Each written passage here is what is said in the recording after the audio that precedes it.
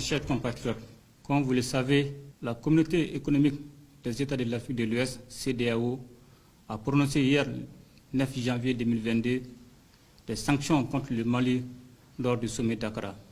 La lecture des communiqués de la CEDEAO et de l'UEMOA donne le sentiment que la complexité de la situation du Mali n'a malheureusement pas été prise en compte. Il est regrettable que des efforts des autorités de la transition aient été ignorés. Mes chers compatriotes, l'heure est au rassemblement de tous les Maliens sans exclusif pour réaffirmer nos positions de principe et défendre notre patrie. Chaque Malien, où qu'il se trouve, doit se comporter en défenseur des intérêts supérieurs du Mali. Nous mesurons la gravité de la situation.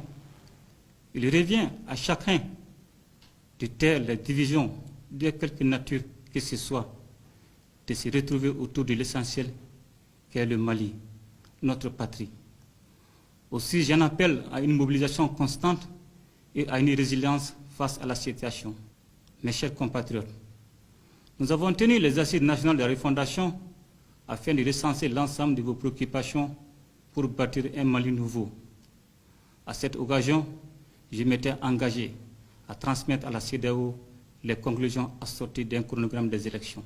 C'est dans ce cadre que j'ai dépêché une mission interministérielle le 31 décembre 2021 auprès du président de la conférence des chefs d'État pour expliquer notre démarche. Mes chers compatriotes, l'histoire sociopolitique de notre pays nous a prouvé à maintes reprises qu'il nous fallait impérativement revoir en profondeur notre système afin d'éviter un éternel recommencement. C'est cela que nous avons tenté de faire comprendre aux chefs d'État de la CEDEAO, car le Mali est un pays pour qui l'intégration africaine vaut la renonciation à une partie de son territoire.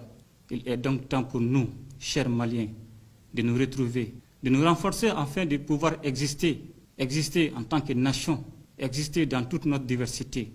Mes chers compatriotes, je vous demande de rester calmes et sereins, car nous avons fait le choix d'être sincères afin de prendre notre destin en main, en forgeant notre propre voie.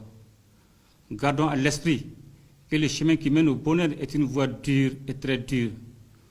Toutefois, avec courage et dévouement, nous allons y arriver. Telle est l'essence de notre hymne national. La CEDEAO et l'UEMOA se sont assumés, nous en ferons autant. Nul besoin de procéder à des actions de violence. Cela n'a jamais caractérisé les Maliens que nous sommes.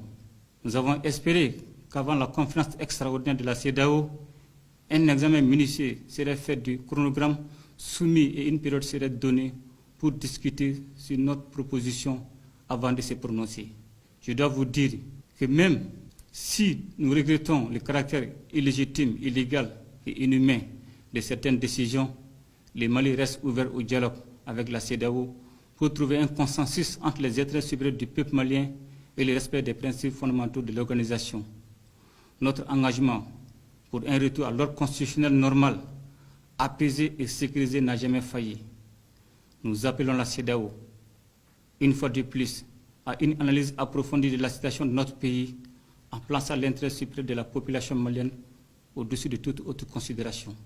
Mes chers compatriotes, j'ai bien conscience des inquiétudes quant aux conséquences de ces mesures, mais je tiens à vous rassurer que des dispositions sont prises pour faire face à ces défis et que les actions d'approvisionnement se poursuivront. Mes chers compatriotes, depuis que nous avons pris nos responsabilités face à notre destinée, nous avons toujours œuvré pour le bien-être de l'ensemble des populations maliennes dans toute leur diversité et nous continuerons à nous y atteler. Maliennes, Maliens, je ne saurais terminer sans vous exhorter à davantage de solidarité et de résilience face aux nombreux défis de l'heure. Ensemble, nous bâtirons le Mali de demain. Qu'Allah bénisse le Mali et protège les Maliens.